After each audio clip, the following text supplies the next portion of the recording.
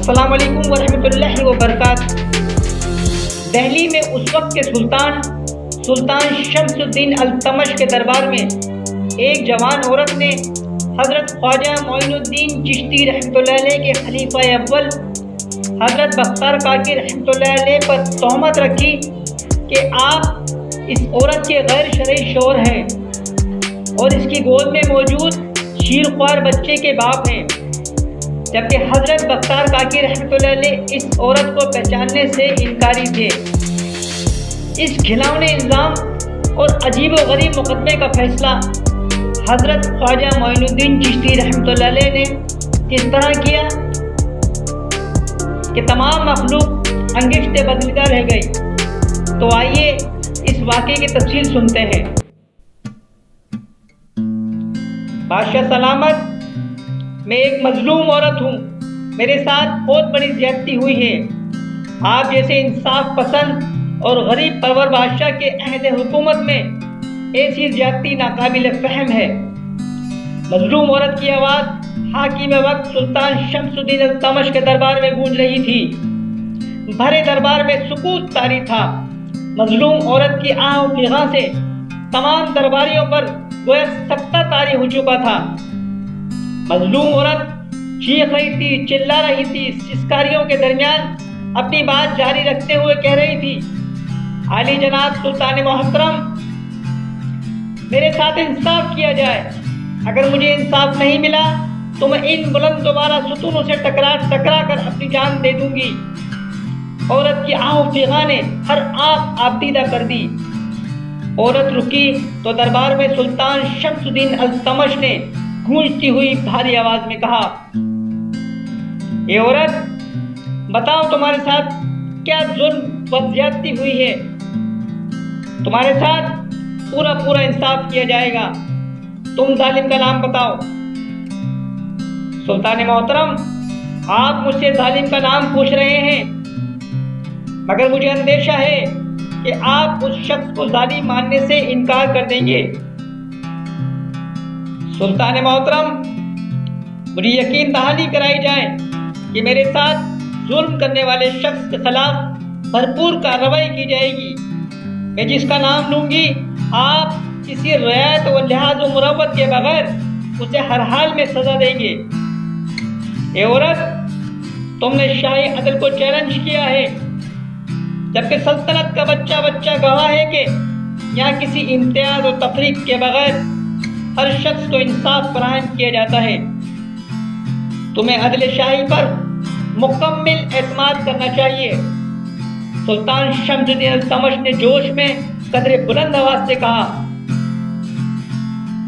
سلطان نے ذرا توقف کیا اور مزید کہا، جس دن یہاں ناانصافی ہوئی اس دن ہم سلطانی و حکمرانی کو خیر بات کہہ دیں گے۔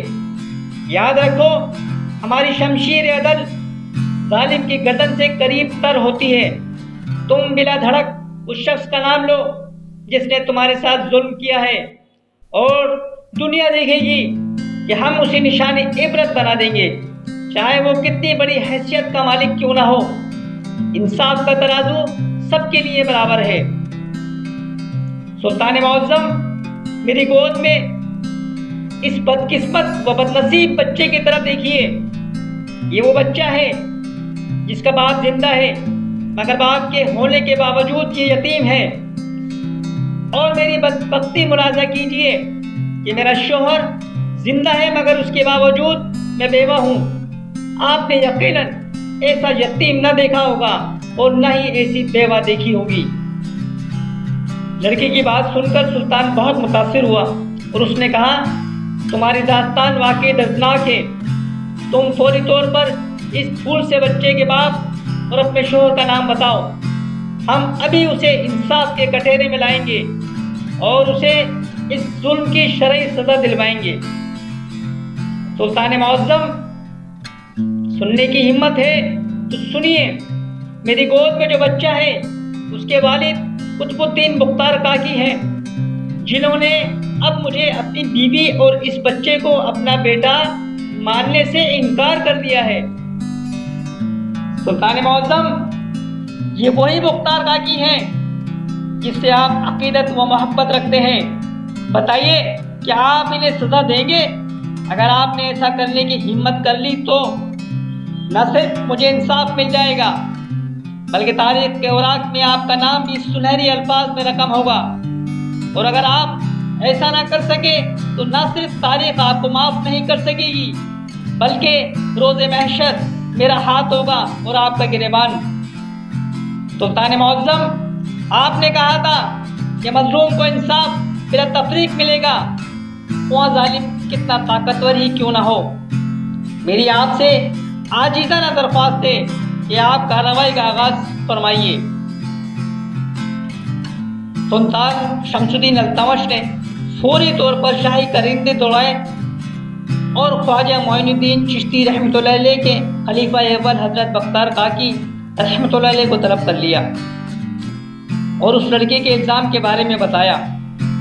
آپ نے فرمایا، میں اس لڑکی کو آج پہلی مرتبہ دیکھ رہا ہوں، یہ مجھ پر کس طرح الزام لگا رہی ہے؟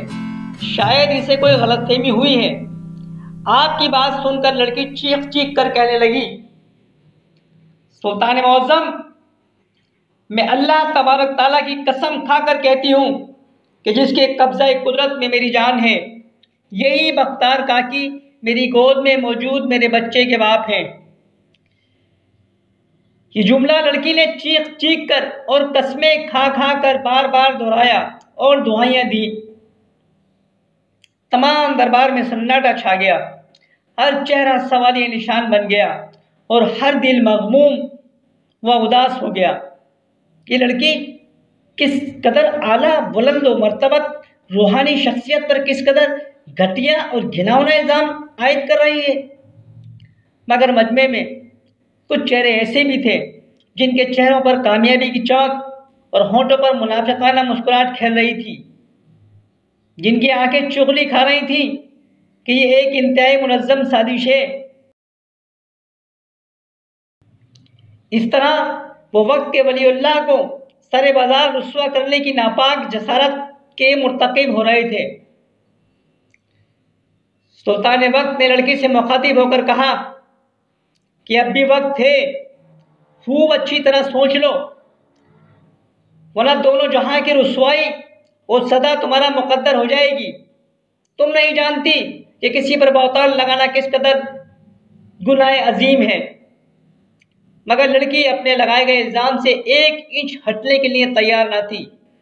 لڑکی کی ضد دیکھتے ہوئے حضرت بختار کاکی رحمۃ اللہ علیہ نے سلطان سے درخواست کی کہ اس مقدمے کی کارروائی اس وقت تک کے لیے ملتوی کر دی جائے جب تک کہ میرے پیر و مرشد حضرت خواجہ معین الدین چشتی رحمۃ اللہ علیہ اجمیر سے دہلی تشریف لائیں اور اس مقدمے کی وکالت فرمائیں۔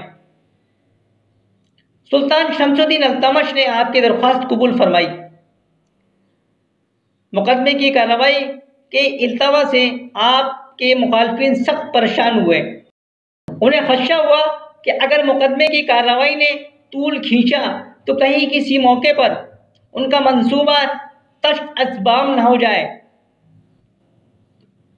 اس ناپاک منصوبے میں سلطان شمس الدین التمش کے بعض مصاحبین بھی شامل تھے جو حضرت خواجہ معین الدین چشتی اور آپ کے خلیفہ اول حضرت بختار کاکی کی شہرت اور سلطان کی آپ سے بے اندازہ عقیدت سے حسد کرتے تھے اور آپ کو نیچا دکھانے کے لیے کوشاں رہتے تھے۔ انہوں نے مقدور بھر کوششیں کی کہ مقدمے کا فوری فیصلہ ہو جائے، لیکن سلطان شمس الدین التمش اپنے فیصلے پر قائم رہا اور مقدمے کی کارروائی اس وقت تک کے لیے مؤخر رکھی تا وقت کہ حضرت خواجہ معین الدین چشتی دہلی پہنچ کر اس مقدمے کی وکالت نہ فرمائیں۔ اس صورتحال سے حضرت بختار کاکی رحمۃ اللہ علیہ کے مریدین اور عقیدت مند مطمئن ہو گئے، لیکن آپ کے مخالفین میں زبردست اضطراب پایا جاتا تھا۔